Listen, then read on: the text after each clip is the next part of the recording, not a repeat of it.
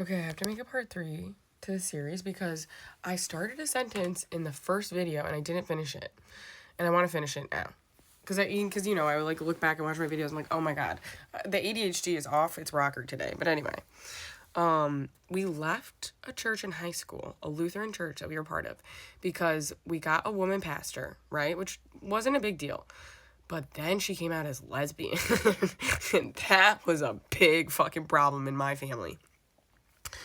So, my dad is very homophobic, very transphobic, very not accept. But my mom is not. My mom's literally like, God loves all his children. And then my dad's like, no, that's wrong.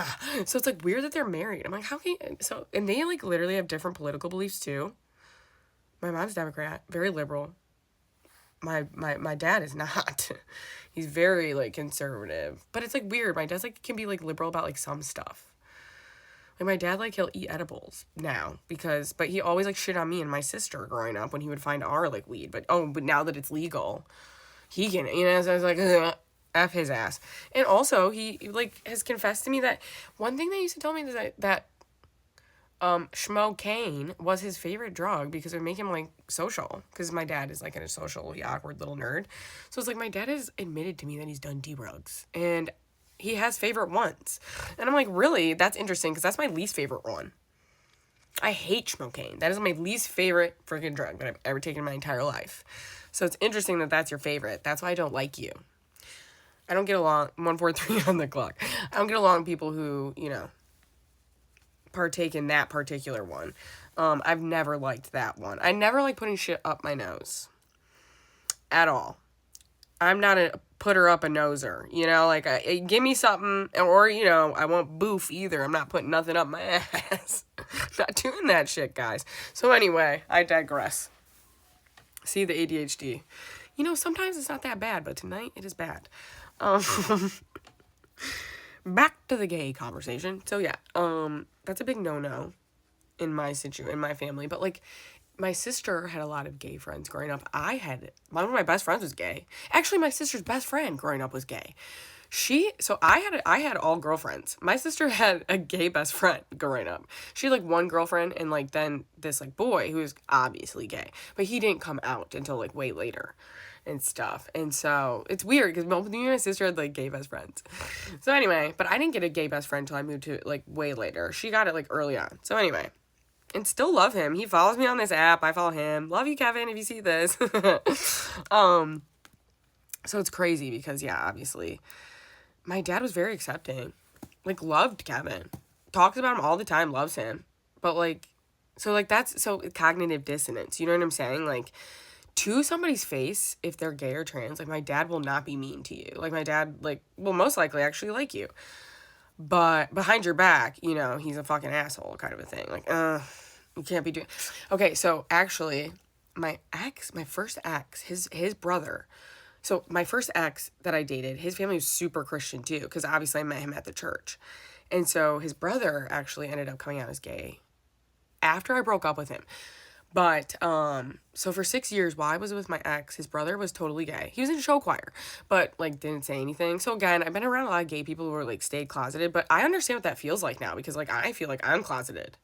And I can't come out in front of these fuckers. They're gonna fucking kick my ass out. You know what I'm saying? So it's like, I can totally relate to coming out of the closet now.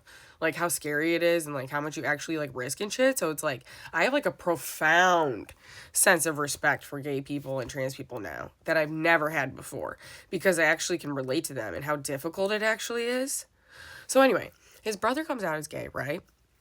But his brother's, like, super Christian. And he was going to, like, Western Kentucky University at the time. And that's obviously a very Christian area. And so he basically, like, came out as gay, but he was like, I'm going to be celibate. I'm not going to... Because he thinks it was, like, a sin or whatever, right? To, like, to pursue those evil thoughts, right? So you can, like, be gay, but, like, as long as you're not, like, it's like you're not actively, like, being gay, like, it's fine. And, like, for gay people, that's not right. But for pedophiles, that's actually the right state of mind. So it's interesting because that's actually what we're supposed to be doing with pedophiles, not gay people, right? And then they fucked that whole word up in the Bible anyway. they changed out, pedophile to gay in the 50s. That's a whole thing. There's a whole translation situation, if you haven't heard, that the Bible switched the word pedophile to the word gay. And so anyway.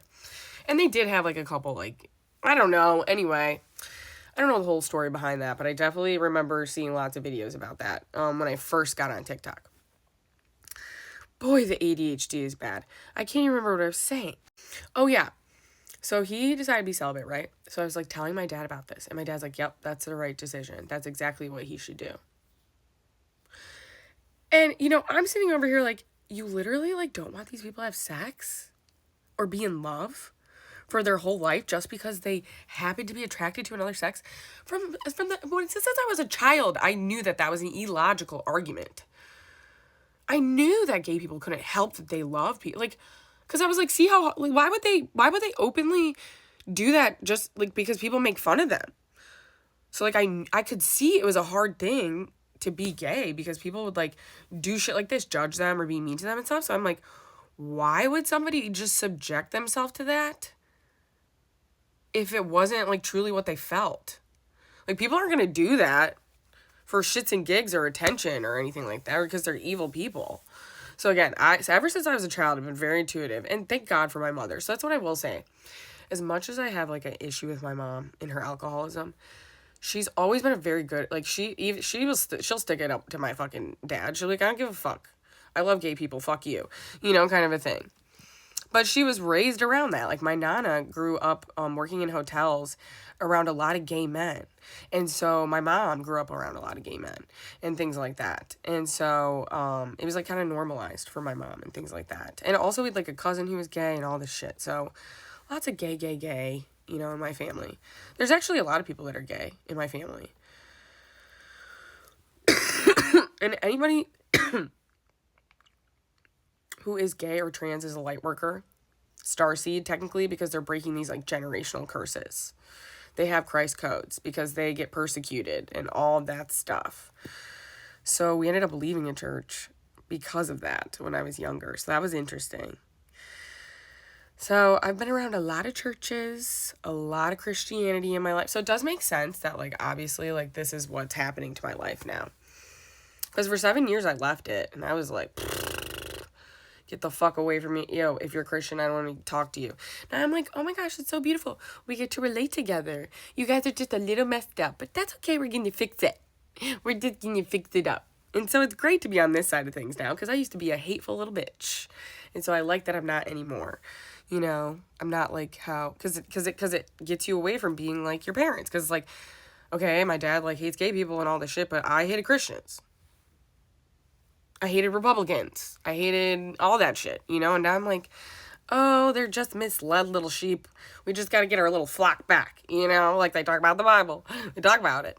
So yeah, that's that on that. I wanted to add that to that video. I think that's all I really have to add. I mean, I could talk about this for years, how Christianity is judgmental and how it's all fucked up and how it's hypocritical and all the stuff that Jesus talked about. So it's really funny. I find this time to be very ironic, and I also see God's sense of humor in this. He's a funny man. He's funny. It's very funny that all these Christians are going to get their little asses handed to them right now, because they took the Bible literally when they were supposed to take it metaphorically. But now they're going to take the term learning their lessons literally when they were kind of just taking that metaphorically. They were not learning their lessons, and now they need to learn how to not judge people and be accepting and loving towards all of God's people and children, not just the ones that they deem worthy. Okay, it does say that in the Bible, but again, they're not very good at context clues or actually, like, reading.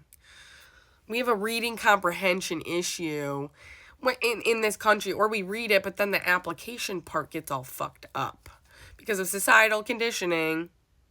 And then as our brains, we're pack animals. That's how we function. And so whoever fucked this up, they were smart. They knew how we functioned, and they knew exactly what to do. And again, that's God. That's how you know it's God, because the dude's smart. He's an asshole, but he's smart.